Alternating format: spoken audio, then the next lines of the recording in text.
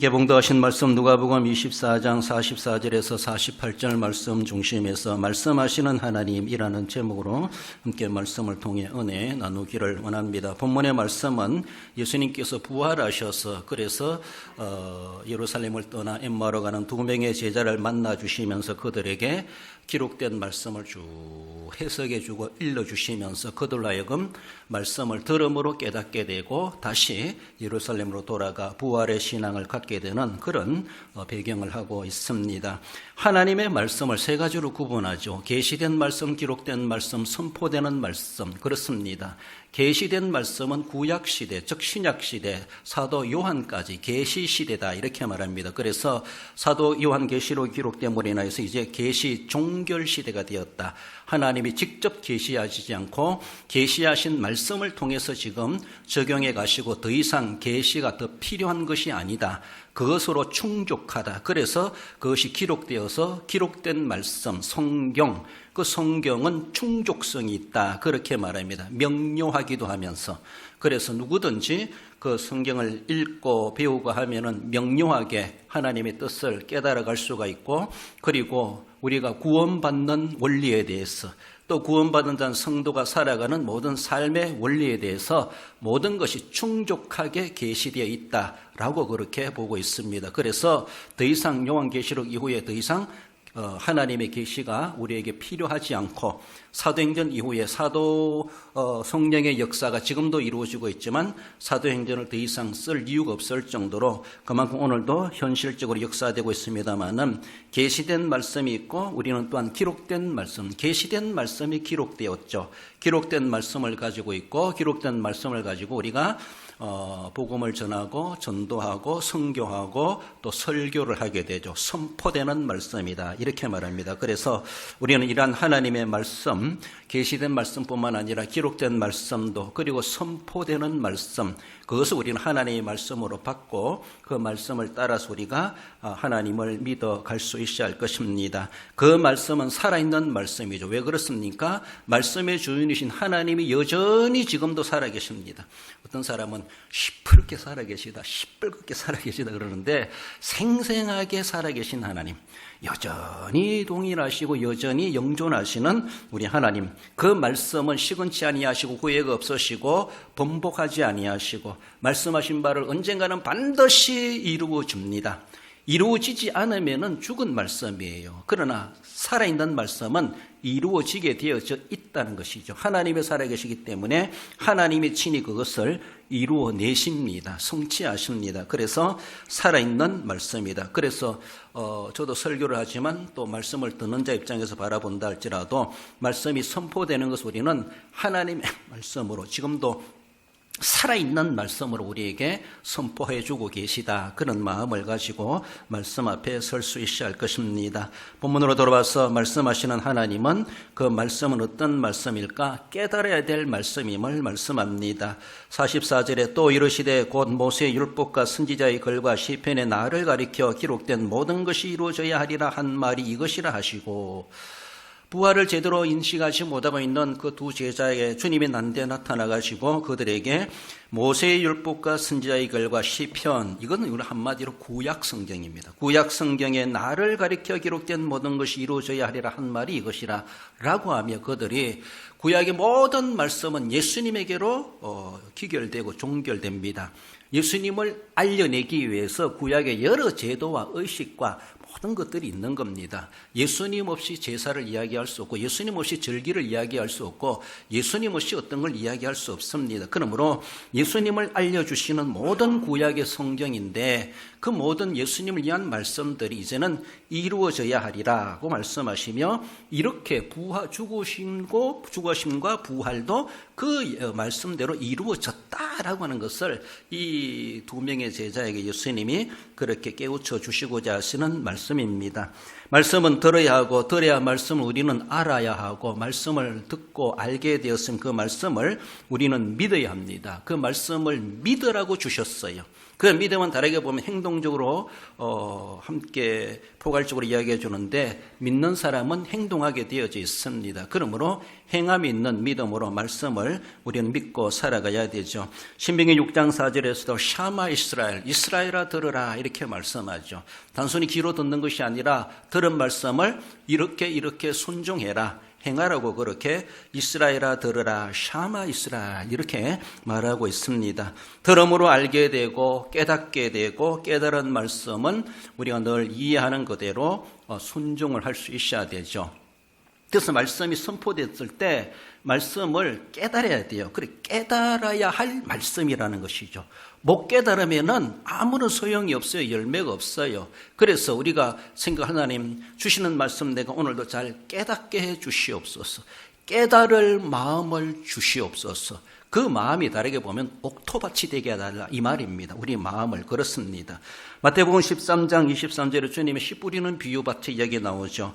좋은 땅에 뿌려졌다는 것은 말씀을 듣고 깨닫는 자니 말씀을 듣고 깨닫는 자가 좋은 밭입니다. 하나님 내 마음밭을 좋은 밭으로 만들어 주시옵소서. 그러면은 거기에는 말씀이 떨어졌을 때 그 말씀이 뿌리를 내리고 싹을 틔우게 되는, 그래서 깨달아진다. 쉬운 말로 이해된다. 말씀. 설교를 들을 여러분들이 이해돼야 돼요. 이해 안 되면은 차후라도 개인적으로도 물으세요. 그게 무슨 소리라요? 무슨 말이라요? 하면서 제가 잘못 전달했을 수도 있고 좀 더 쉽게 설명하면 쉽게 이해할 수 있는데 너무 어렵게 이야기하다 보니까 제대로 이해 못할 수도 있습니다. 깨달아야 돼요. 말씀은 깨달으라고 주신 거예요. 물론 깨닫는 것으로 끝난 건 아니지만은 1차적으로는 깨달으라는 겁니다. 깨닫다란 말은 시니엠이란 그런 헬라 단어인데 이해하다, 받아들여, 알아차리다. 알아차려야 돼요. 말을 했는데도 무슨 소리인지 못 알아들어요. 말이 안 통해요. 동문서답이에요. 얼마나 안타깝고 답답합니까? 말씀을 깨달아야 돼요. 목사님은 목사니까 설교를 하고 나는 들어주는 행세만 하면 되겠지라고 하는 것이 아니에요. 깨달을 수 있도록 말씀을 전해야 되고 듣는 청중들은 깨닫도록 들어야 돼. 깨닫도록 들어야 돼. 깨달아지도록 해야 된다는 것이죠. 그런데 깨달아진다고 하는 것은 내가 막 의지적으로 깨달아야지 한다고 깨달아지는 것도 어느 정도 자연적 도움이 되겠지만은 그것만으로 되지 않는다는 것이죠. 어쩌면은 욥기서에서는 32장 9절에 보면은 어른이라고 지혜롭거나 노인이라고 정의를 깨닫는 것이 아니니라.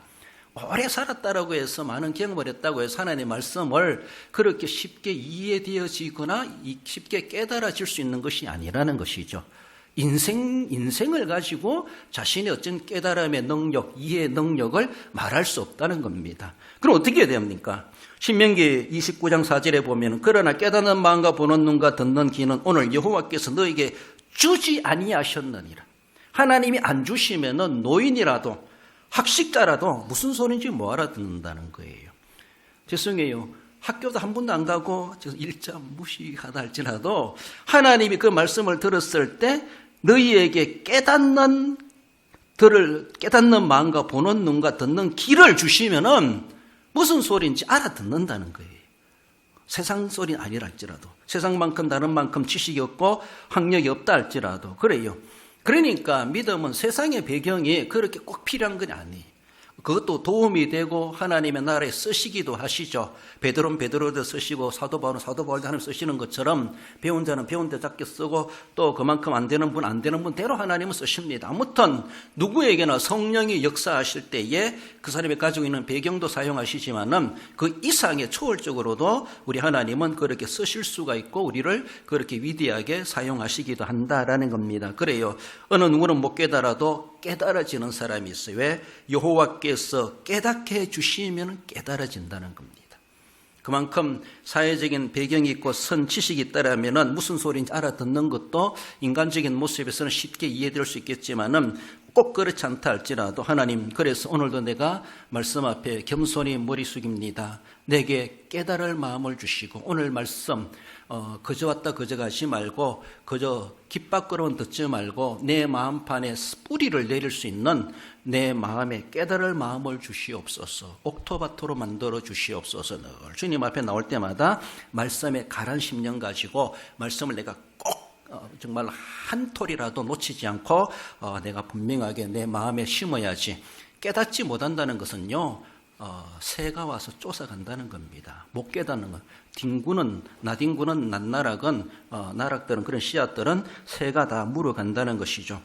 마태복음, 누가복음 24장 32절에 보면은 그들이 서로 말하되 길에서 우리에게 말씀하시고 우리에게 성경을 풀어주실 때에 우리 속에 마음이 뜨겁지 아니하더냐.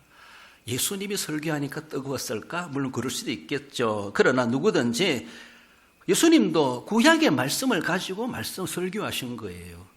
새로운 말씀이 아니라, 그렇잖아요. 성경을 풀어주실 때에 우리 속에 마음이 뜨겁지 아니하더냐. 하나님께서 그들의 마음을 옥토바토로 만들어 주신 거예요. 그래서 예루살렘에서도 예수님 살아나셨다더라 이런 소리 들어도 제대로 못 믿었어. 그러나 예수님이 이때 나타나셔가지고 성경을 다 풀어주니까 마음이 뜨거워졌어요. 깨달아졌어요. 이게 하나님 앞에 우리가 정상적인 반응이라고 볼 수 있고, 예배자로 나왔으면 이만큼 우리 마음이 뜨거워지는 것이 제대로 예배를 정말 감격 있게 드리고 돌아가는 분이 아닌가, 이렇게도 말을 할 수가 있습니다. 고린도전서 13장 11절에 보면은 내가 말하는 것이, 깨닫는 것이, 생각하는 것이 어린아이와 같다가, 말하는 것도 어린아이 같고 깨닫는 것도 어린아이 같았고 생각하는 것도 어린아이 같다가 장성한 사람이 되어서 어린아이의 일을 버렸노라. 이제는 어린아이를 벗어나야 되죠. 그 단계는 조금 벗어나야 되죠. 업그레이드 돼야 되죠. 그래요. 그만큼 이제는 어린아이 수준으로 말하고 깨닫고 그렇게 생각하는 것이 아니라 이제는 정말로 성인다운, 믿음의 성인다운 어린아이를 버렸노라. 장성해야 되죠. 우리 주님 우리를 향하여 그렇게 기대하고 계시는데, 하나님 말씀으로 살 거니라. 그 말씀을 먹었을 때 우리는 쑥쑥쑥 자라나가지고 이제는 단단한 음식도, 책망의 소리랄지라도, 조금 기분 나쁜 소리랄지라도 기분 나빠하지 않고 시험 들지 아니하고 도리어 그것도 감사함으로 내 마음밭에 새긴다라는 겁니다. 여러분, 우리 마음밭에도 좋은 밭이, 우리가 곡식을 거두기 위해서는 거기에 제초제도 뿌리고 토양 살충제도 뿌리고 그러면 거기에 막 죽는 것들이 있어요. 그러나 그것들을 죽이고 해로운 것은 죽이고 내가 원하고자 하는 것을 거두기 위한 것, 일부러 그렇잖아요.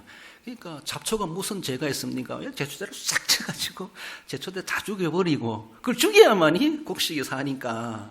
그래, 그만큼 내 마음밭에 죽여야 될 것들이 있어요. 그것 좀 죽이라고 소리하면은 삐져버려. 왜? 제초제 뿌리는 거 제초제 감사함으로 받아야 되지. 그 제초제 때문에 내 곡식이 살아나잖아요. 그런데 단단한 장성한 사람이 아닌 사람은 그 소리에 기분이 이상한 거야.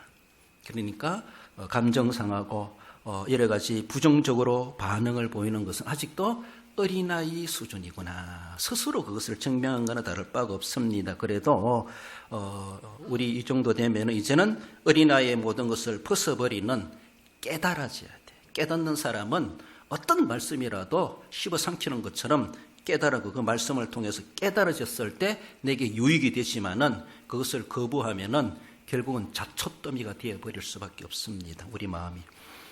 나아가서 하나님의 말씀은 믿어야 될 말씀임을 말씀합니다. 46절에 또 이르시되 이같이 그리스도가 고난을 받고 제3일에 죽은 자 가운데서 살아날 것과 왜 이것을 못 믿느냐. 주님이 그들에게 책망하시는 말씀과도 같아요. 부활을 믿고 예루살렘을 떠나지 말고 거기에 있었어야 되는데 그러지 못한 것이죠. 믿지 못한 제자들이죠. 예수님의 고난당하심과 죽으심을 인해서 예수님의 고난뿐만 아니라 죽으심뿐만 아니라 부활하심도 그들은 믿어야 되죠. 우리 주님은 우리를 위해서 십자가에 달려 구약의 약속하신 바대로 처참하게 고난당하셨죠. 도살장으로 끌려간 어린 양과도 같이 우리의 모든 죄를 다 짊어지고 채찍을 맞으시고 살찌끼시고 고난당하시는 그 모든 것들, 그래요. 그리고 고난당하시고 죽으시고 그리고 부활하신 우리 주님이십니다. 우리 주님이 그 이루어놓으신 그 모든 일들 구약에 전혀 예고도 없었는데 주님이 깜짝쇼로 그렇게 행하신 것이 결코 아닌데 당대 성도들은 구약의 말씀을 제대로 믿을 거는 믿고 안 믿는 건 안 믿고 왜 그러는지 제대로 부활에 대해서는 생각지도 못했던 것 같아. 제자들도 어쩌면 여인들도 그래요. 그만큼 생소한 일이기 때문에서라도 그럴 수도 있겠죠. 이해는 됩니다만 아무튼 그러나 주님이 부활하시리라 또 말씀도 하셨어요. 그러나 제대로 인식하지 못하는 나머지 믿음까지는 가지 못했고 부활의 믿음을 갖지 못했던 너무 안타까운 모습이었습니다. 우리는 보지 못했지만 우리도 이제는 예수님은 부활하셨고 성천하셨고 다시 오시리라 약속하신 살아계신 우리 주님을 우리는 믿고 기다리는 그런 믿음을 간직해 가야 합니다. 믿음이 없다고 하는 것은 두려운 거예요. 무서운 거예요. 공포스러운 거예요. 마가복음 4장 40절에 보면 예수님이 배를 타고 가시는 가운데 제자들에게 이르시되 어찌하여 이렇게 무서워하느냐 너희가 어찌 믿음이 없느냐. 예수님이 주무시고 배는 뒤집힐락하고 예수님 우리 죽게 되었나이다 어떻게 주무시고만 계십니까라고 하며 예수님이 일어나셔가지고 잔잔케 하시지만은 제자들에게 꾸중하시죠. 이렇게 무서워하느냐. 믿음이 없는 자들이요. 믿음이 없으면 공포스러워요. 사람이 담력이 있으면은 두려움이 좀 없어질 수가 있어요. 그래서 막 그런 훈련도 받고 막 어떤 억압되고 또 고립되고 깜깜하고 이런 것들도 할 수 있으면 우리 마음이 약하다 보니까 인간적인 담력이 약하다 보니까 어두움을 우리는 싫어하고 어두움을 무수할 수 있습니다. 여러분들 지금 대낮에 이 산 한 바퀴 돌아가면 돌 수 있는데 한밤중에 갔다 오락하면 못 갈 겁니다. 왜? 아무 일도 안 일어나는데도 어둠 자체가 두려운 거예요. 어두워서 두려운 것이 아니라 환한 전깃불을 들고 가도 혼자 가라고 못 갈 수 있습니다. 어둠 자체가 그런 거예요. 그걸 그래가지고 믿음 없다 말할 수 없겠지만은 그건 담력이 약하다 이렇게 말할 수 있는데 예수님께서 말씀하시는 믿음이 없는 자예요. 단순히 풍랑이는 것뿐만 아니라 이런 믿음 가지고는 앞으로 1세기 시대 환란의 시대 어떻게 이겨낼 수 있겠는가 계속 두려워하는 거예요. 공포스러워하고 자기 몸 사리는 것이죠. 이렇게 될 수가 없다는 겁니다. 믿음이 없으니까 그러하다라는 것이죠. 믿음이 없는 것을 가리켜 패역하다 그렇게 말씀합니다. 마태복음 17장 17절에 예수님께서 대답하여 이르시되 예수께서 믿음이 없고 패역한 세대요. 간질러린 아이를 데리고 왔는데 제자들이 고치지 못했습니다. 예수님이 변화산상에서 내려오보니까 그런 일들이 벌어져서 제자들에게 믿음이 없고 패역한 세대요. 내가 너희 언제까지 있겠느냐라고 하며 이제 제자들이 그런 역할도 할 수 있어야 되는데 그런 일을 못했고 믿음이 없어 못했다 이렇게 말하시면서 그 믿음을 갖기 위해서는 기도 외에는 이런 유가 나아갈 수 없느니라. 그래서 기도하여서 믿음을 키워가야 될 것을 말씀해 주셨습니다. 믿음이 없는 것을 완악하다 그렇게 말합니다. 마가복음 16장 읽어봅시다. 14절 그 후에 11 제자가 음식 먹을 때에 예수께서 그들에게 나타나사 그들의 믿음 없는 것과 마음이 완악한 것을 꾸짖으시니 이는 자기가 살아난 것을 본 자들의 말을 믿지 아니함이로라 그렇습니다. 왜 못 믿습니까?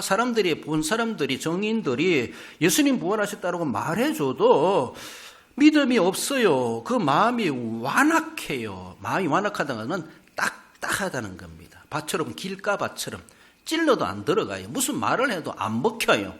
완악하다는 것이죠. 구약시대는 목이 곧은 백성이로다 이렇게 말하죠. 완악하다는 딱딱하다는 겁니다.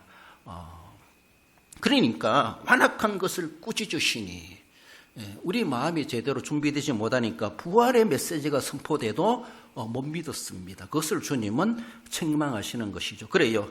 하나님의 말씀은 믿어야 될 말씀이다. 우리가 생명 다하는 그날까지 살아있는 말씀으로 깨달아야 되고 믿어야 될 말씀임을 말씀합니다. 나아가서 하나님의 말씀은 행하여야 될 말씀임을 말씀합니다. 너희는 이 모든 일의 정인이라. 정인은 정적이거나 소극적이지 않습니다. 정인은 적극적입니다. 자기에게 불이익이 있을 수가 있어요. 정언하다가 정인으로 나서다가. 그렇지만은 사실을 사실대로 숨길 수가 없고 말하지 않을 수가 없는, 말하지 않고는 견딜 수가 없는 그러니까 좀 불이익을 당한다 할지라도 사회 정의를 위해서 진리를 밝혀내기 위해서 어찌 부정과 부패를 그냥 보고 눈 감을 수 없다는 것이죠. 그러니까 정인이 정인. 그만큼 자기에게 어려움이 있다 할지라도 담대합니다. 용기를 냅니다. 정의를 외치다가 어려움을 당한다 할지라도 그건 당당한 것이죠. 그렇게 될 수 있어야 되죠. 행하여야 될 말씀, 하나님의 말씀은 우리가 소극적으로 대해야 할 말씀이 아니라 말씀에 우리는 정인이 되어야 됩니다. 그 말씀을 전하다가 핍박을 당하고 고난을 당하고 불이익을 당하고 정말 내쫓김을 당한다 할지라도 우리는 정인이 되리라. 정인이라고 말씀하십니다. 너희는 이 모든 일의 정인이라. 예수님이 부활하셨다고 당대에 그 소리 하다가는 종교 지도자들에게 많은 핍박을 당합니다. 그 소리 하지 마라. 예수를 그리스도라 말하지 마라. 복음 전하지 말라 그랬습니다. 그러니까 사도들이 우리가 어찌 말하지 않겠습니까? 하나님을 두려워하라, 사람을 두려워하라. 그래요. 자기들은 진짜를 전하는데도 진짜도 못 전하게 하는 자꾸 은폐시키고 사실을 숨기려고 하는 그런 이들이 있었죠. 그런 그들과 맞선 싸운다는 것은 상당히 인간적으로 물리적으로 힘드는 일이지만은 그렇지만은 정인으로서 그것을 행동으로 나타내는 게 정인의 삶이죠. 말씀은 그저 깨닫고 감동한다, 그저 슬프다, 회개한다 그것만이 아니라 행동으로 옮기는 것. 말씀을 행해라고 우리에게 주셨다라는 겁니다. 복 있는 사람이 어떤 사람입니까? 요한계시록 1장 3절에 이 예언의 말씀을 읽는 자와 듣는 자와 그 가운데 기록한 것을 지키는 자는 복이 있나니 때가 가까움이라. 그렇습니다. 땅끝까지로 복음을 전하는 정인으로서 이 말씀을 우리는 행동으로 지켜가야 되죠. 행동으로.